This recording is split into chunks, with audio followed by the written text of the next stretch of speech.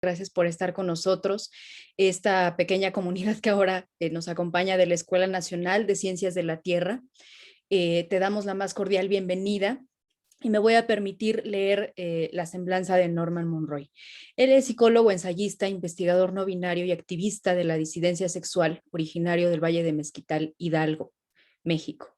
Estudió la licenciatura en Psicología Social por la Universidad Autónoma del Estado de Hidalgo, la especialidad en representaciones culturales de las sexualidades por la Universidad Autónoma de Barcelona y la maestría en Ciencias Sociales en la línea de estudios de género por la Universidad Autónoma del Estado de Hidalgo, donde investiga los cruces entre colonialidad, género y sexualidad en el Valle del Mezquital.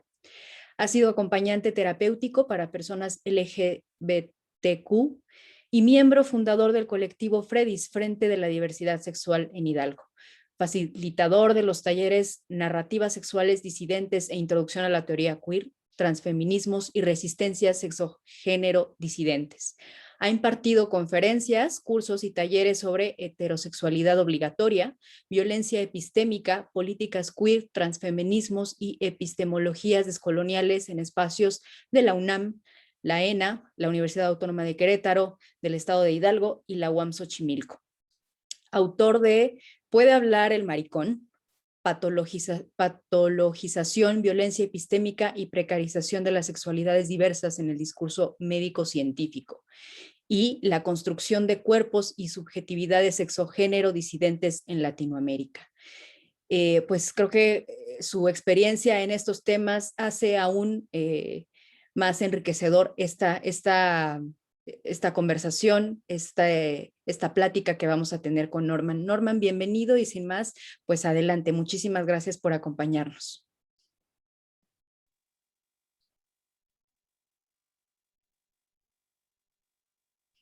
Creo que no se escucha tu audio.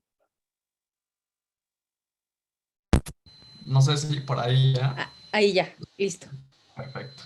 Pues bueno, decía que muchas gracias, Mariana, ¿no? Al contrario, por la invitación. La verdad es que acepté súper entusiasta porque justo creo que hay varias de las cosas que me gustaría que empezáramos a conversar respecto a este documental que yo creo que ejemplifica respecto a cruces muy específicos, digamos, del capitalismo, del colonialismo, pero también de la configuración, ¿no? Del género y la sexualidad, además, digamos, complejizándolo en los cruces con la raza, con la clase social, que yo creo que van a ser como bien importantes de resaltar, más como que venir a explicar algo, me gustaría como compartir algunas cosas que pues he tratado de articular viendo este documental, que digo, en cualquier momento ustedes me pueden interrumpir, estaría muy bueno como para que vayamos generando esta conversación.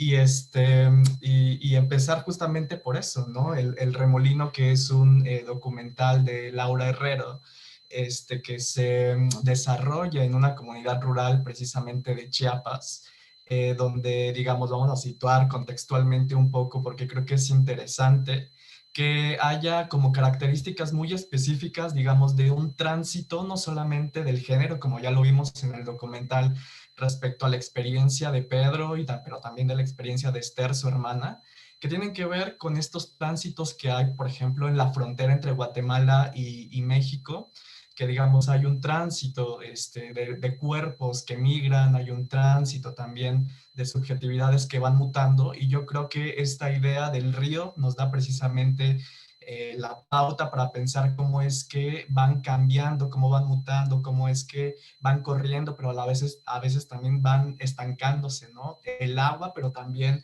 esta formación identitaria, ¿no?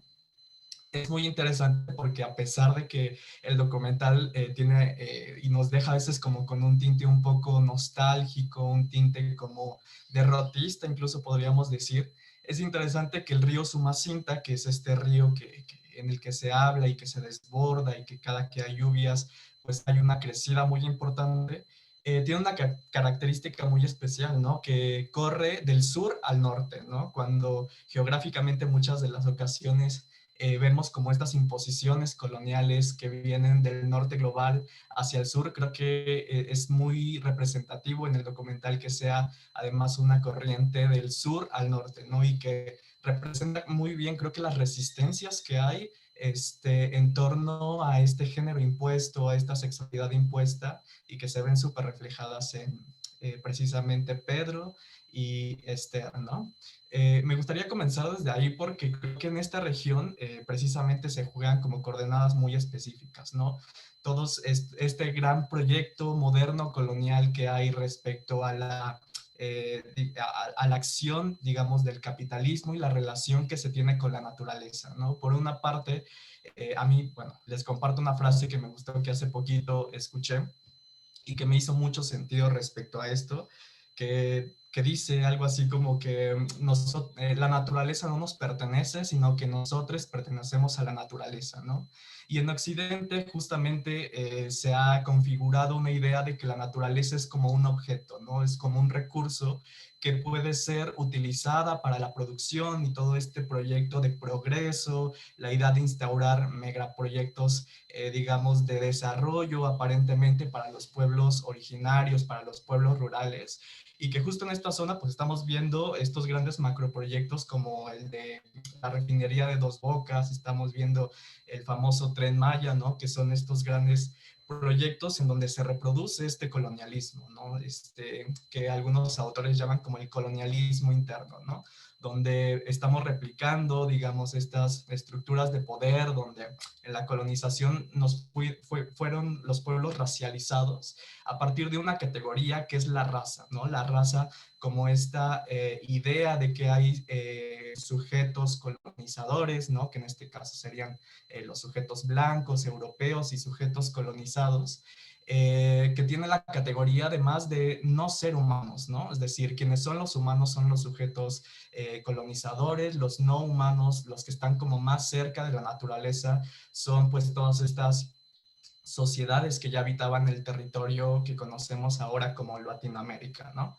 Y además se hace desde un marcador muy interesante que es esta idea de raza como una superioridad aparentemente biológica y aparentemente legitimadora en ese sentido de una superioridad, ¿no? Eso es muy interesante porque justo las comunidades rurales y originarias se van construyendo, digamos, en las periferias de estas ciudades en donde se nota este progreso, ¿no? Donde están los beneficios que nos prometió la modernidad, digamos, estos grandes desarrollos industriales y demás, pero que justo quienes sostienen, y habría que hacernos la pregunta, ¿quién sostiene la vida? Pues son justamente los pueblos originarios, los pueblos rurales, las mujeres, las disidencias sexuales, quienes, digamos, nos ha impuesto también la idea de llevar como todo este gran proceso sin una remuneración, ¿no? Tanto a las mujeres como a los sujetos feminizados, pues se ha instaurado este proyecto capitalista en el cual se reproduce la vida, ¿no? En ese sentido. En Latinoamérica nos preguntaríamos como a qué costo justamente, ¿no?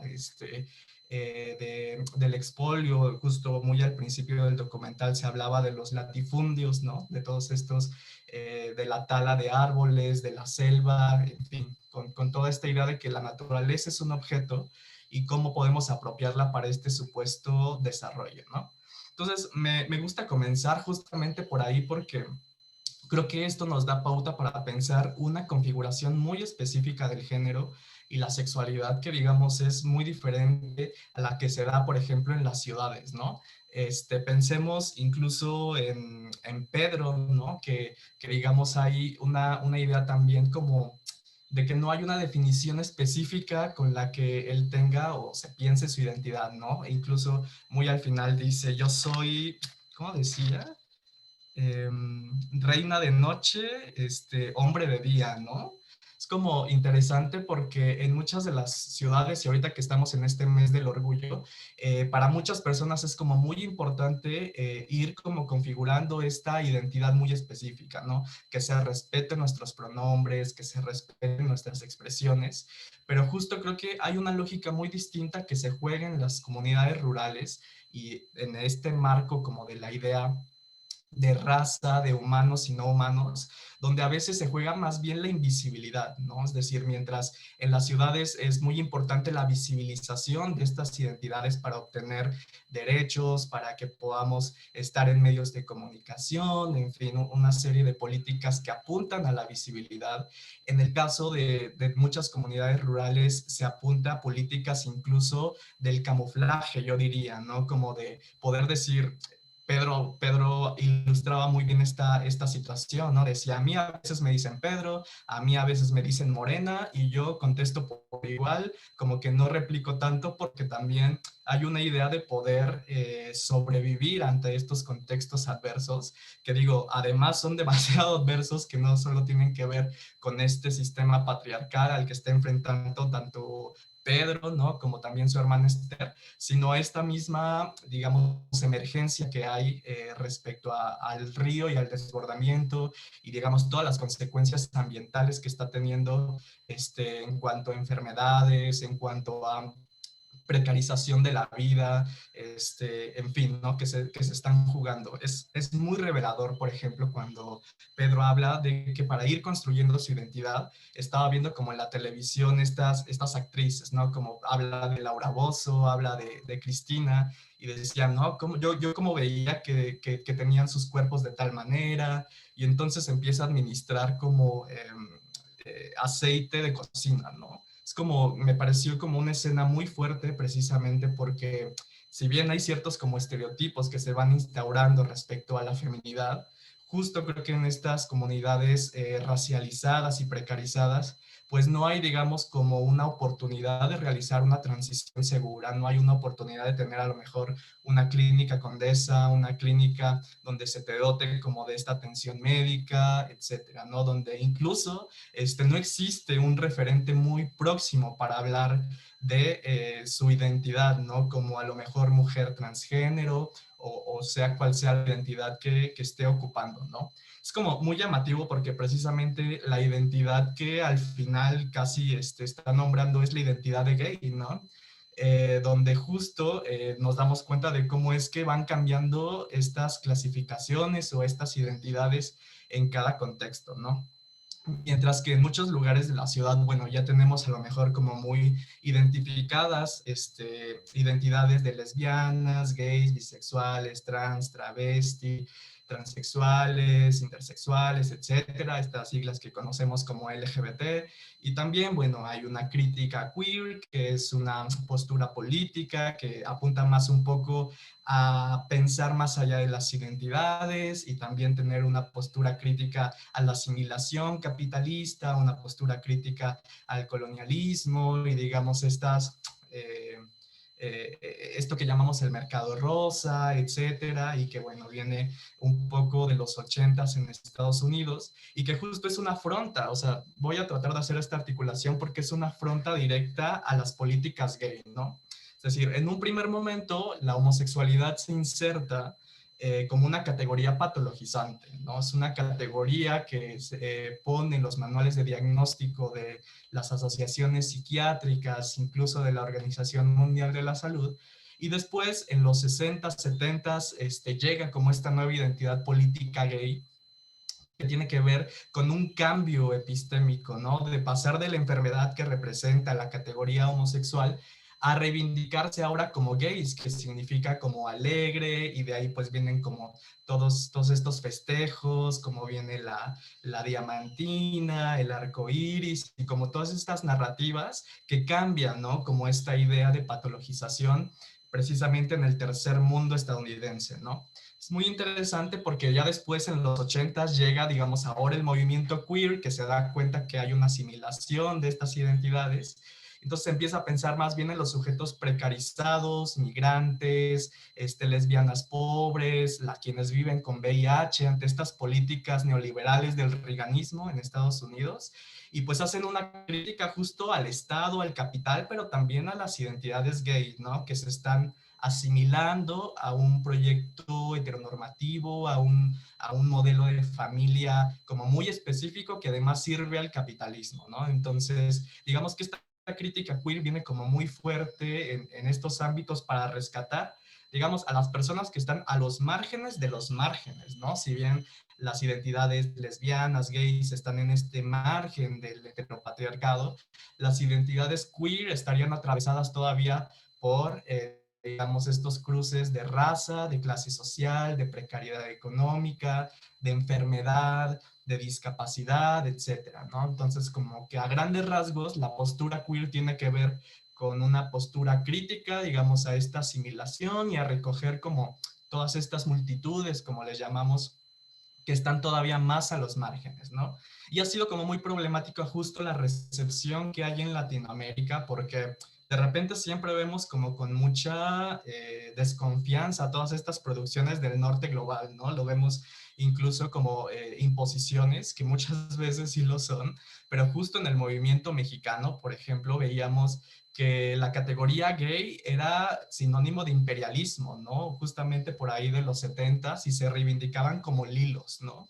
O como lesbianas, ¿no? Por no querer como aceptar estas categorías. Y bueno, imagínense todavía lo queer, todavía más que, digamos, es una palabra que todavía no nos hace tanto sentido, a lo mejor en español, en inglés significa como raro, torcido, extraño, y que reivindica como muchas categorías que como acá en español diríamos que es lo equivalente a maricón, a lencha, vestida, a esa injuria, ¿no?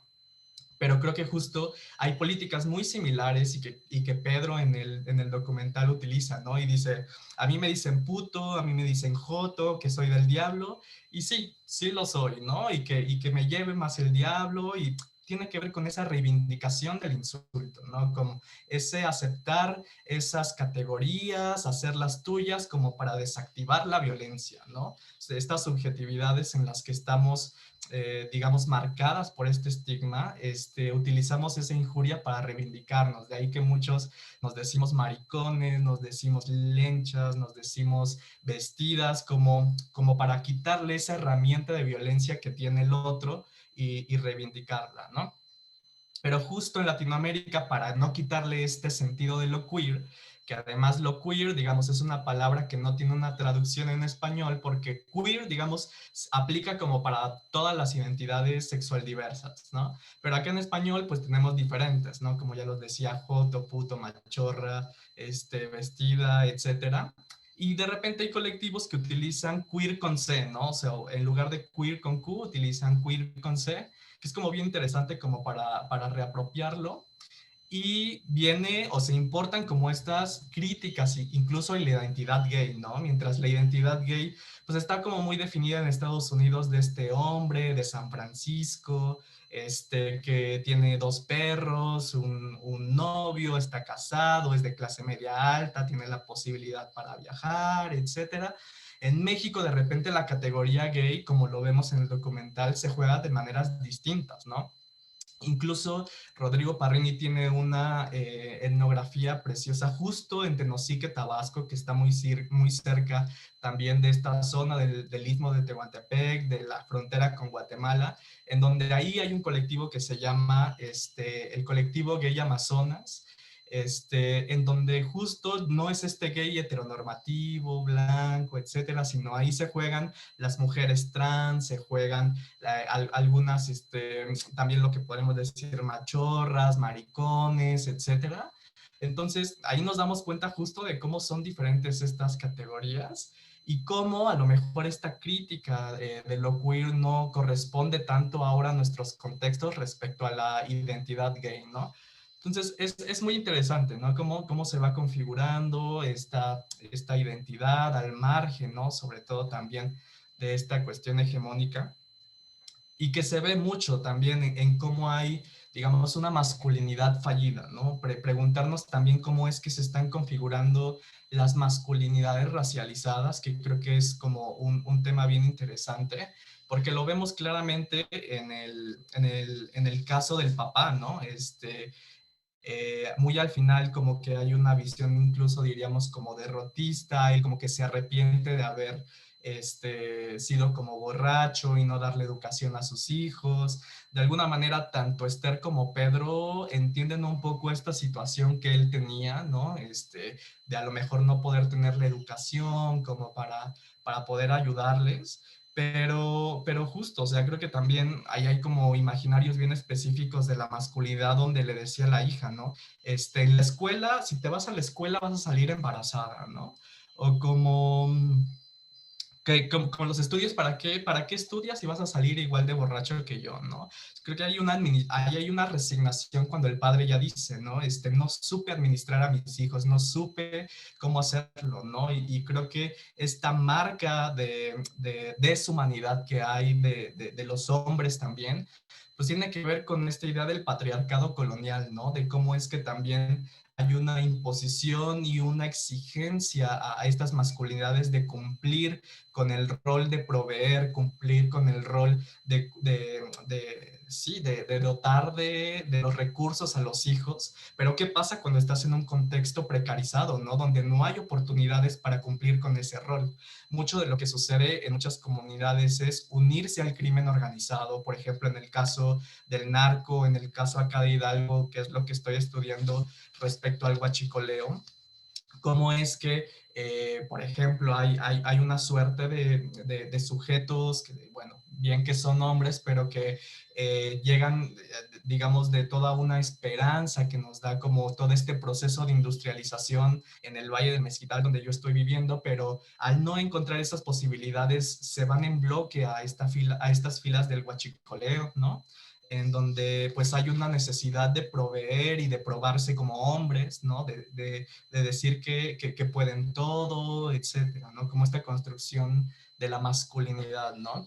Pero entonces, pues terminan uno necroempoderándose, como dice Saik Valencia, es decir, en este contexto necropolítico en donde operan las formas, digamos, de dar muerte a los sujetos a través, digamos, ya no de normas, digamos, jurídicas y de control sobre los sujetos que ya no son digamos, um,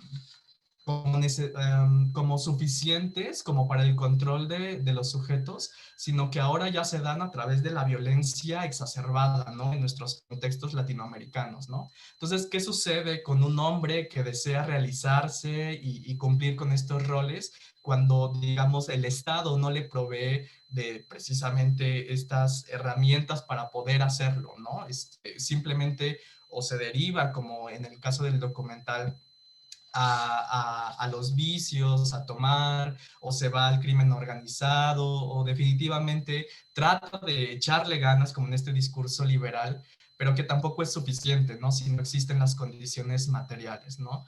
Entonces, es toda, digamos, una maquinaria que se va jugando a través de esta imposición racial, esta imposición de estos megaproyectos industriales en los cuales los sujetos están destinados a quedarse en ese lugar, ¿no? Es como muy interesante que Pedro, por ejemplo, para poder cumplir su sueño de tener una pareja, él decía, yo me quiero ir a vivir a Mérida, ¿no? Yo quiero como irme a otro lugar. Y es lo que pasa con muchas disidencias sexuales que venimos de contextos rurales. Mucho de nuestro escape es irnos a la ciudad, ¿no? Es irnos como a otro lugar donde nos dé anonimato, donde podamos como expresar nuestra identidad, donde podamos no ser como juzgades, etcétera. Muchas personas nos vamos a Ciudad de México, nos vamos a nuestras capitales y abandonamos este lugar, ¿no? Sin embargo, creo que es como muy valioso resaltar cómo Pedro decide quedarse, ¿no? O sea, porque creo que además hay una relación bien interesante que él tiene con la naturaleza, ¿no? Él dice, yo me quedo porque veo mis gallinas y yo quiero quedarme aquí por eso, por mi trabajo, ¿no?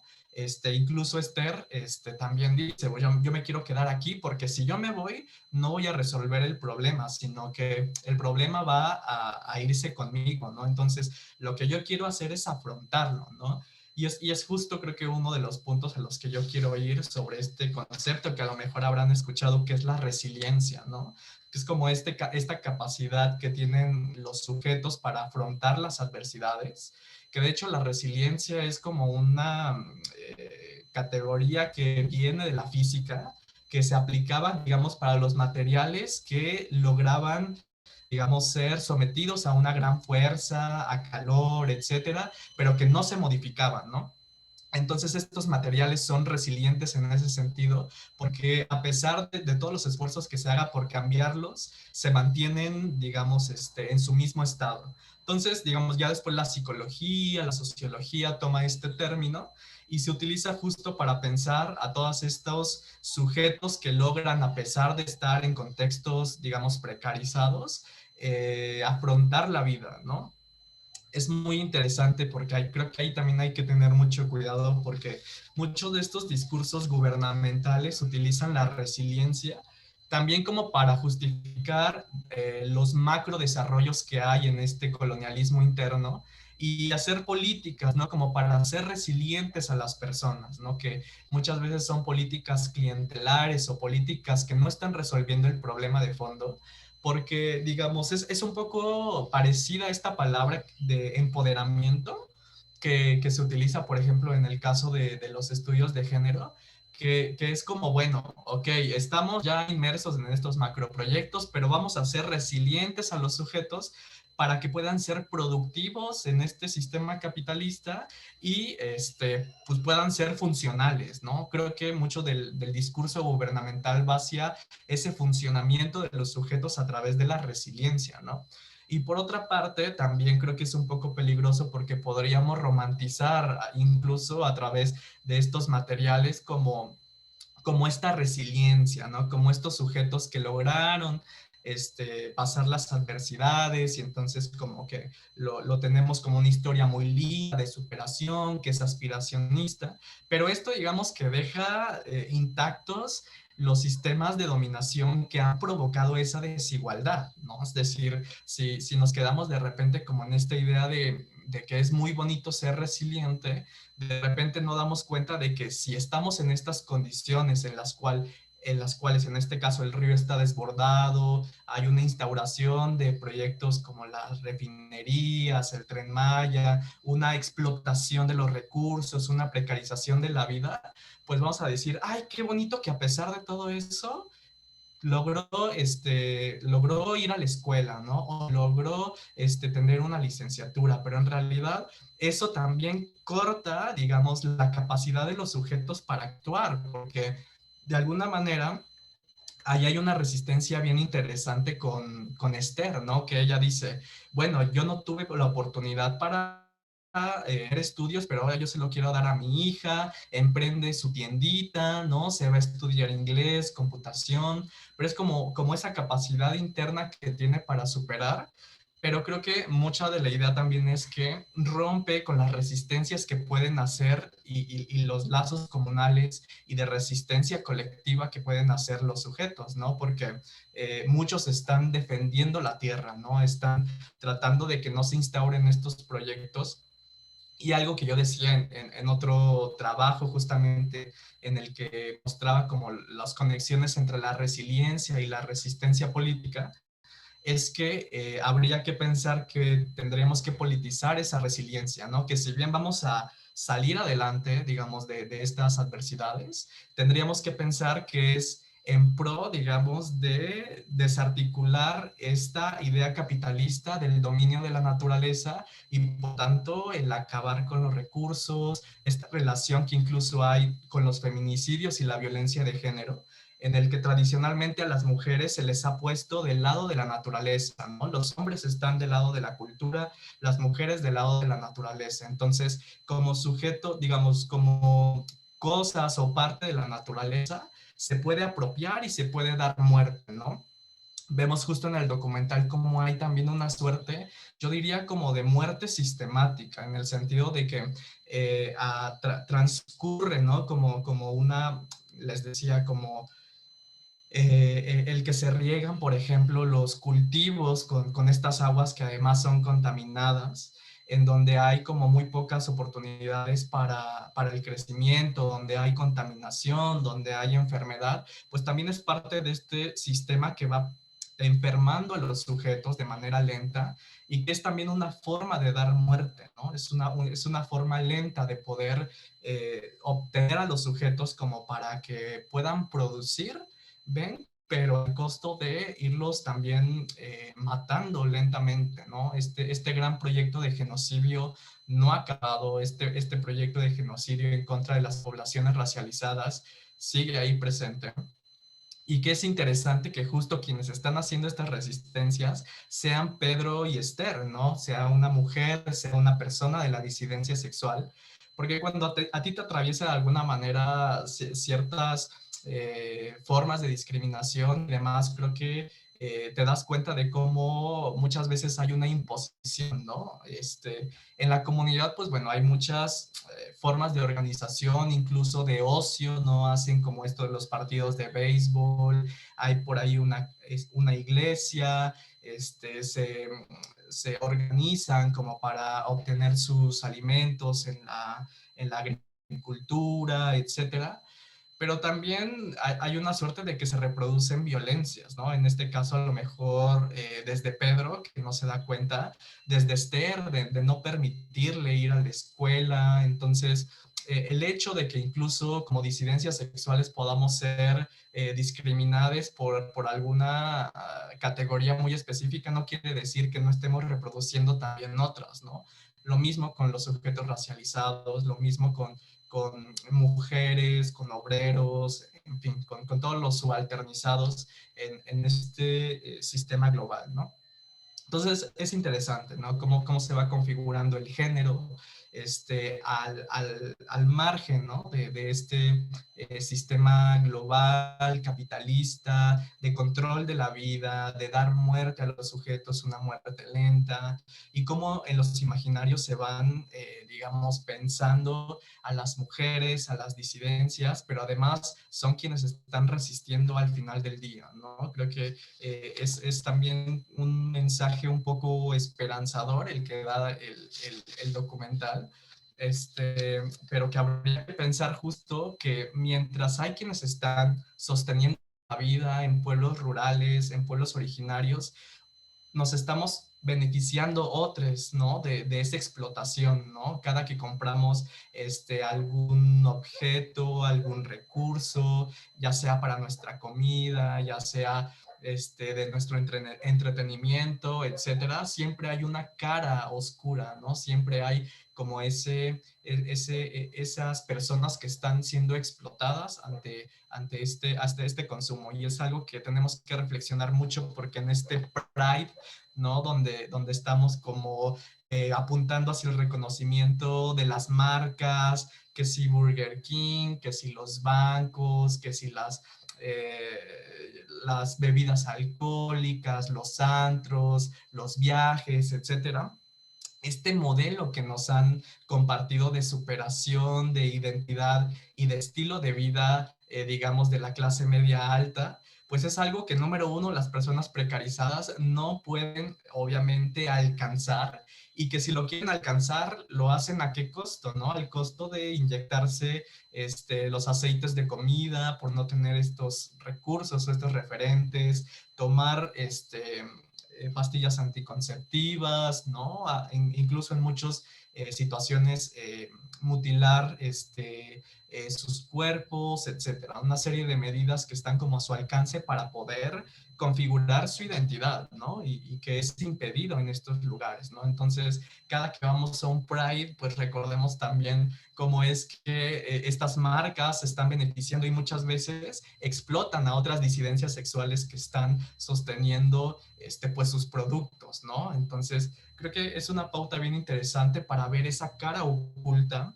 en donde también están las mujeres y las disidencias sexuales sosteniendo este capitalismo y que a veces de manera muy acrítica no vemos, digamos, a veces en los contextos urbanizados o más occidentalizados, en donde hay una cadena, digamos, y una jerarquización de identidades, en donde pues nos preguntamos, ¿no? O sea, ¿qué cuerpos, qué vidas son vivibles, qué otras no? ¿Cuáles son sujetas de derecho, cuáles no? Etcétera, ¿no? Toda esta cadena de reproducción de desigualdades que se dan, ¿no? Entonces, bueno, esas son como las cosas que a mí me hicieron pensar en el documental. A lo mejor me gustaría escucharles a ustedes qué piensan, qué les hizo sentir, a lo mejor también, ¿no? A enfrentarnos a estas realidades.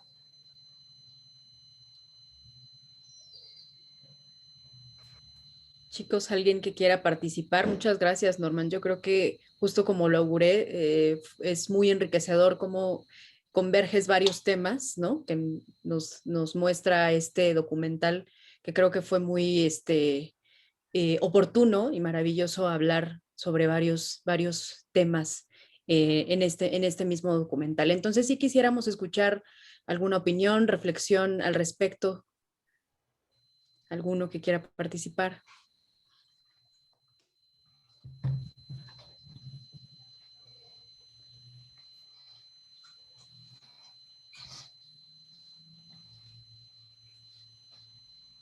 ¿Quién se anima? David, Hola, adelante. muy buenas Hola. tardes. Pues no vi todo el... Muy bueno, primero que nada, muchísimas gracias por la presentación, por la plática, estuvo muy interesante.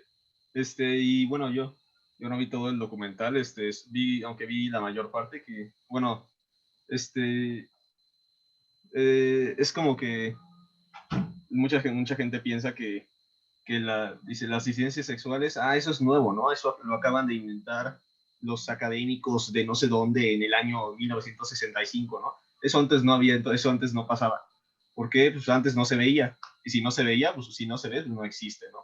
Pero creo que todo esto es prueba de que, ¿por qué no se veía, no? Pues porque antes, al menos más que ahora, estas personas tenían un mayor riesgo de que si vivían así su vida como ellos deseaban, pues había mayor riesgo de que alguien los matara, ¿no?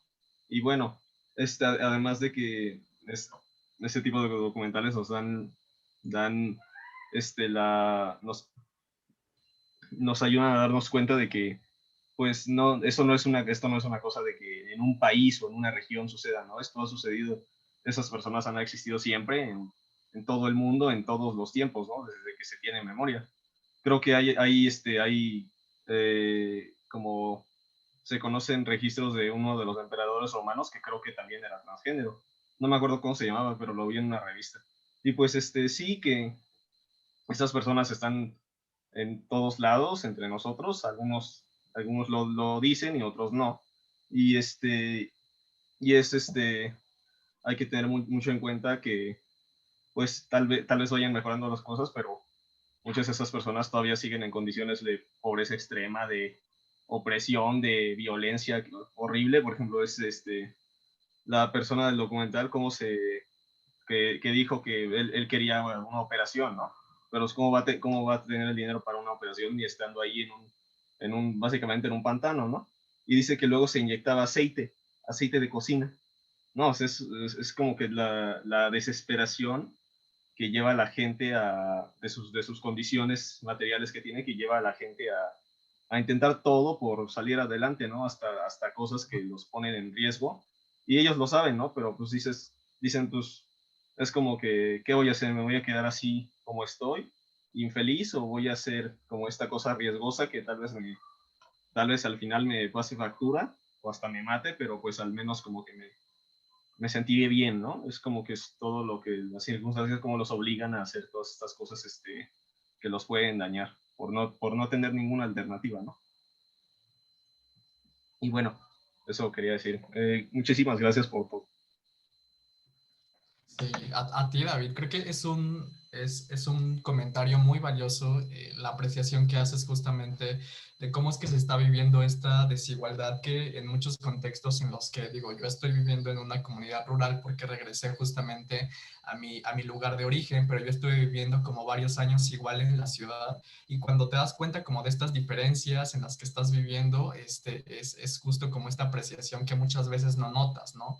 Incluso como que todas estas diferencias yo las vengo notando justo a este año al que yo regresé justo por la pandemia, y que a veces ves porque es tu cotidianidad, ¿no? Pero cuando ya tienes esta oportunidad de hacer esta comparativa, pues ya es como muy diferente, ¿no? Quiero recuperar este comentario que haces de que justo las disidencias han existido durante mucho tiempo. Esta idea de que muchos académicos dicen que, por ejemplo, lo queer o las diversidades sexuales son un invento neoliberal y que vienen apenas como de la mitad del siglo pasado, etcétera.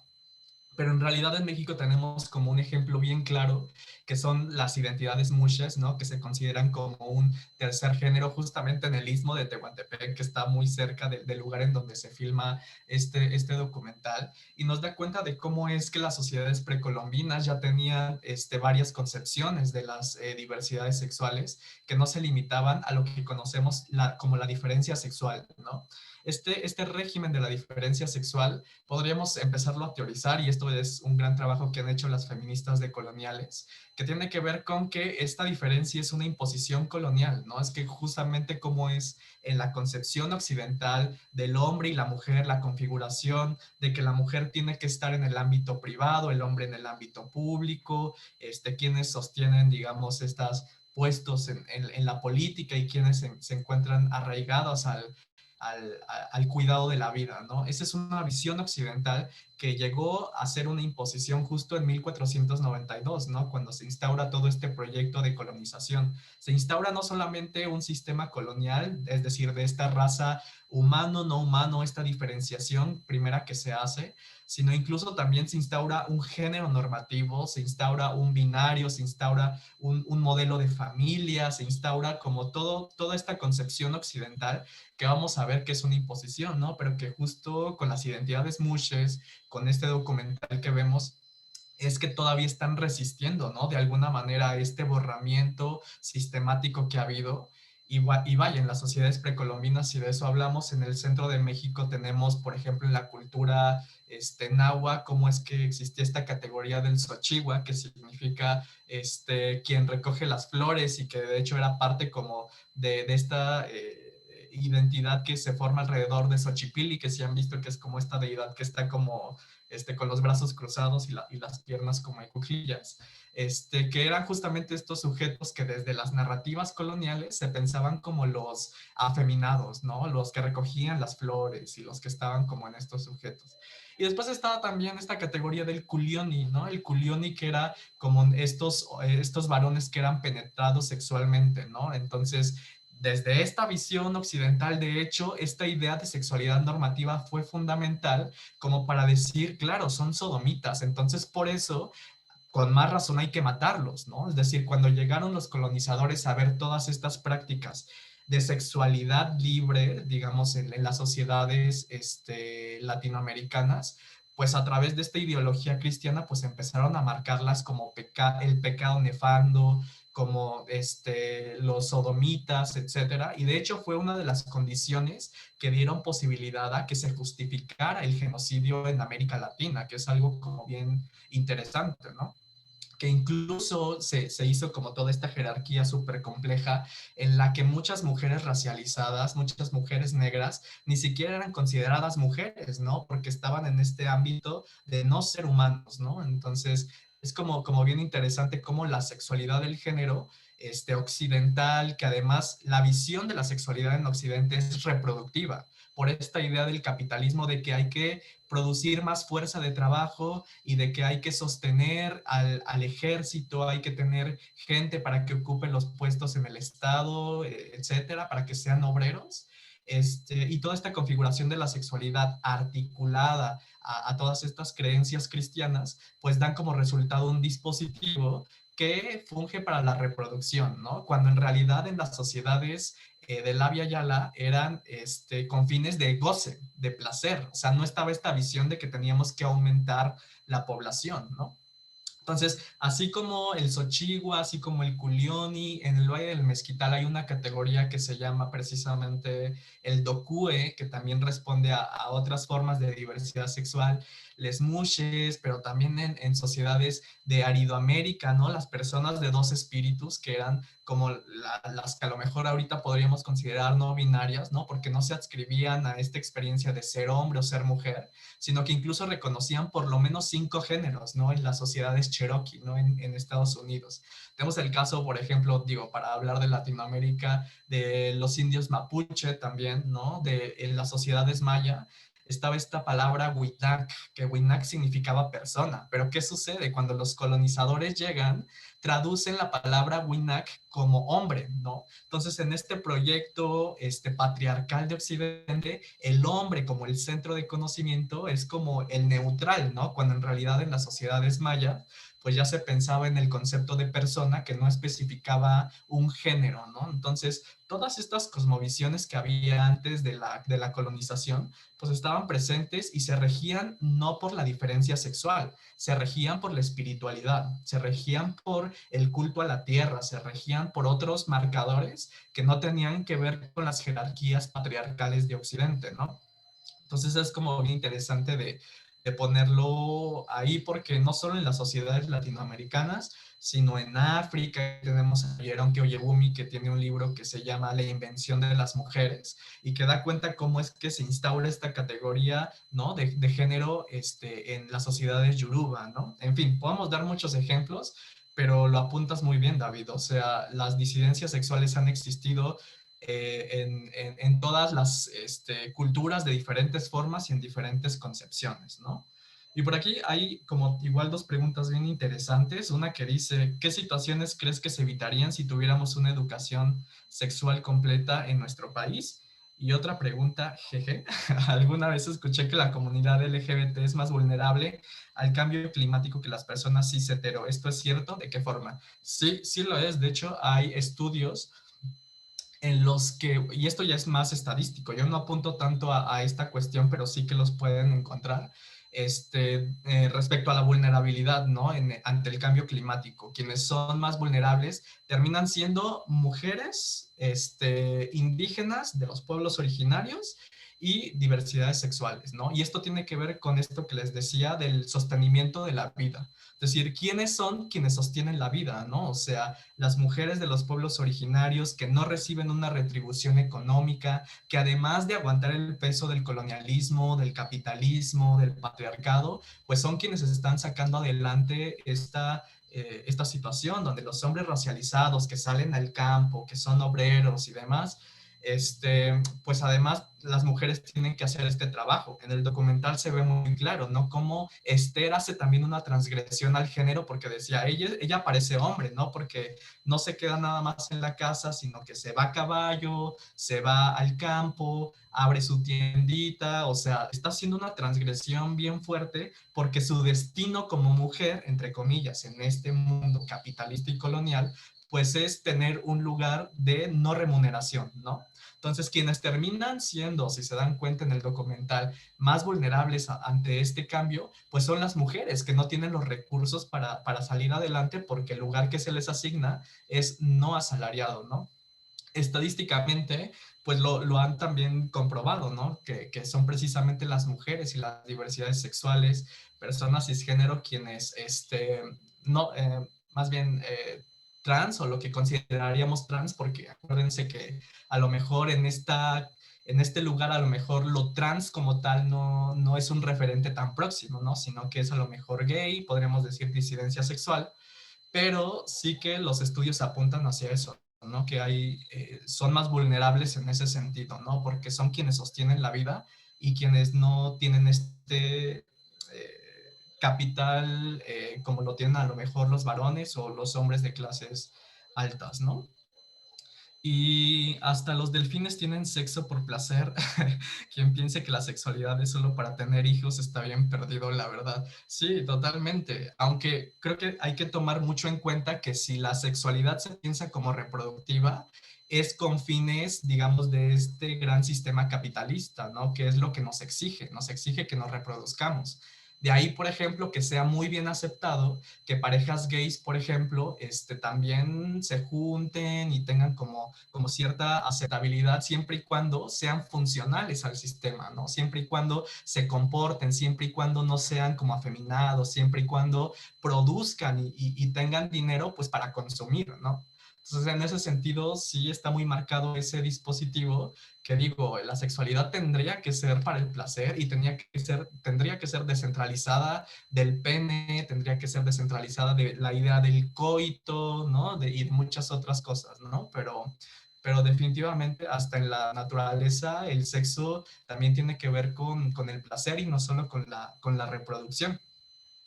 Y también como un poco respondiendo a esta idea de la educación sexual, una educación sexual completa, yo creo que sí, yo creo que es una herramienta que ayudaría mucho como para cambiar esta visión, pero sobre todo en México con grupos conservadores ha habido mucha resistencia.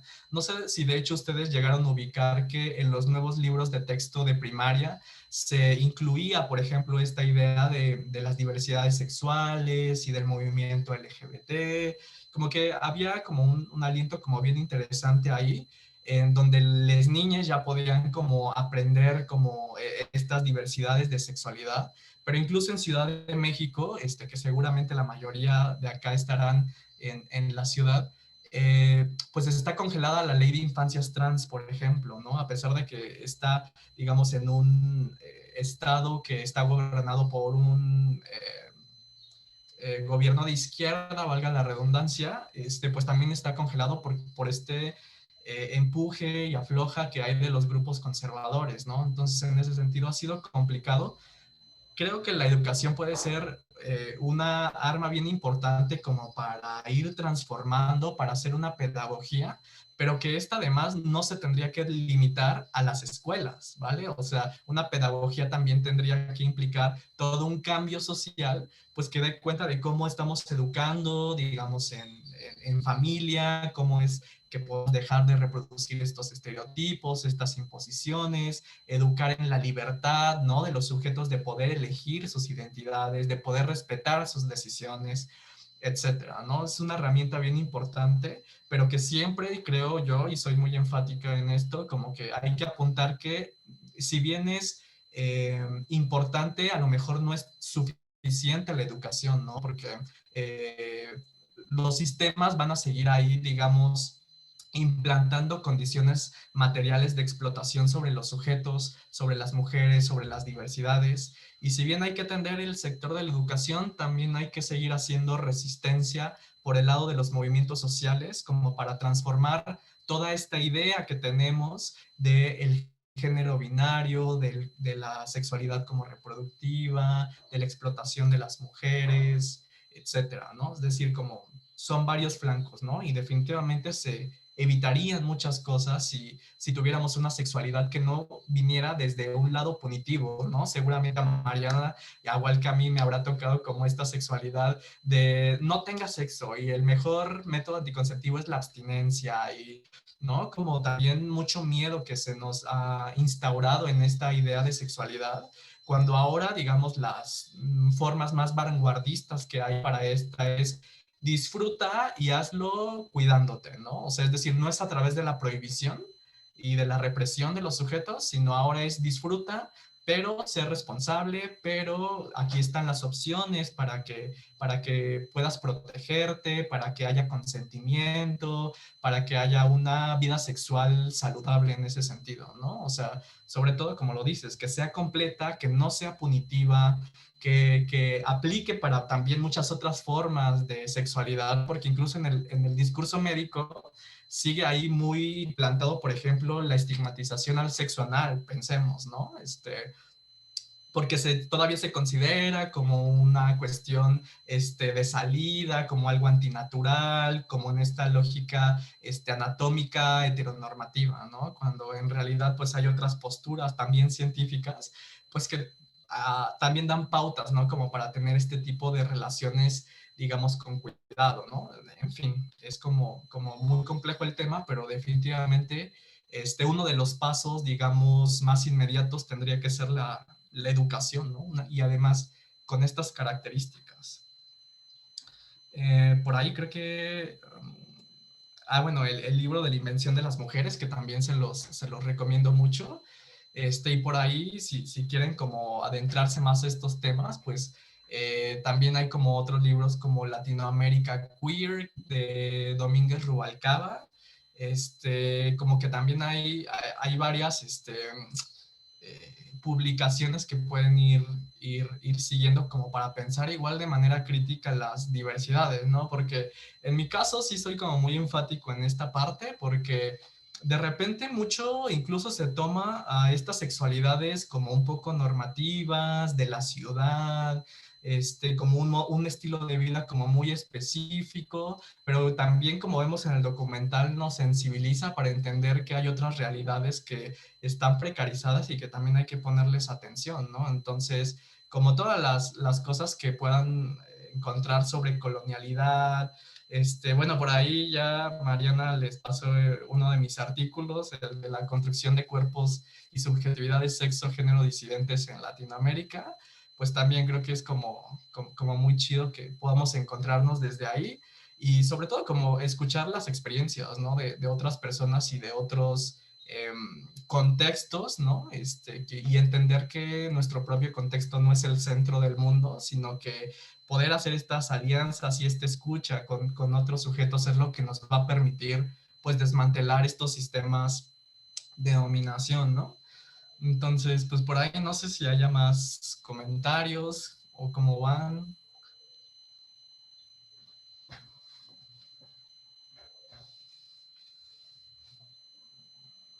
¿Alguien más?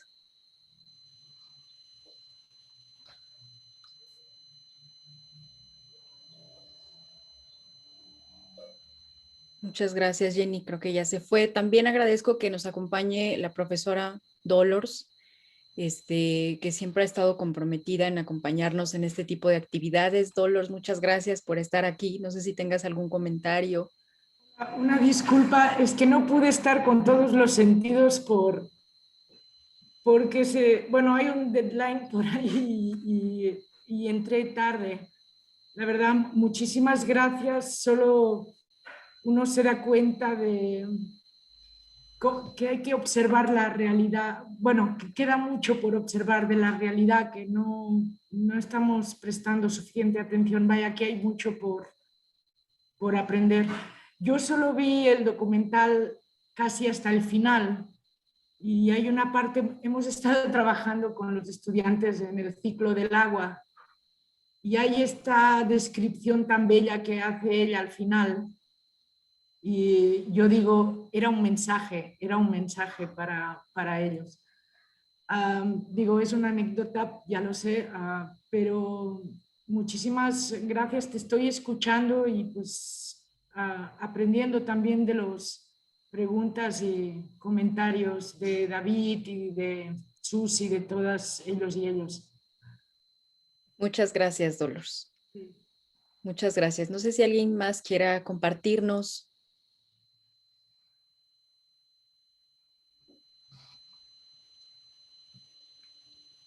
¿No? Mariana, Sí. que para explicarle a Norman que estamos terminando el curso y con todos con un poco de agotamiento de Zoom, pero que sería de muchísimo interés continuar conversando quizá en el próximo semestre, Sí, no sé, más con seguro, claro, más porque grande. digo, ahorita estamos justo con un motivo que ya lo comentaba en el mes del orgullo, sin embargo, es un tema que da para mucho, e incluso yo me atrevería ya de entrada a invitar a Norman porque estamos configurando la Comisión Interna para la Igualdad de Género de la escuela.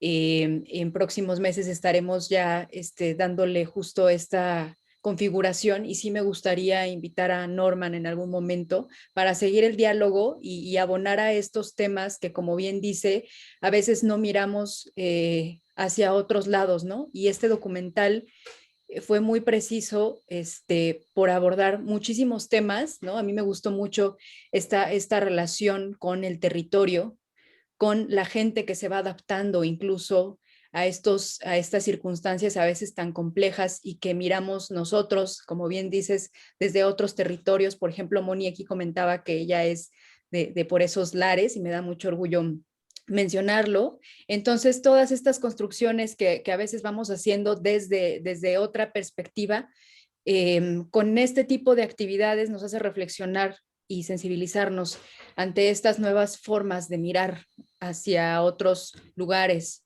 hacia otras formas, ¿no? Que a veces, como bien dices, el mismo sistema también nos encausa solamente hacia un lado. Entonces, pues agradecer a Norman, que seguramente lo estaré invitando a más actividades de la escuela. Agradecerle a Clara, a David, a Moni, a Mari, a Cassandra, a Abby, Susi y a todos los compañeros que ahorita ya no están, pero se unieron a esta conversación y a esta actividad. Y a Dolores, a Rodrigo como parte del equipo que siempre está acompañándonos. Y Norman, pues muchísimas gracias por haber estado aquí en este Cine en Sit. Sí, sí, no, pues al contrario, igual muy contenta de compartir con ustedes y ya habrá más espacios. Muchas gracias. Así es, quedará grabada esta sesión por si quieren en algún momento también volverla a mirar.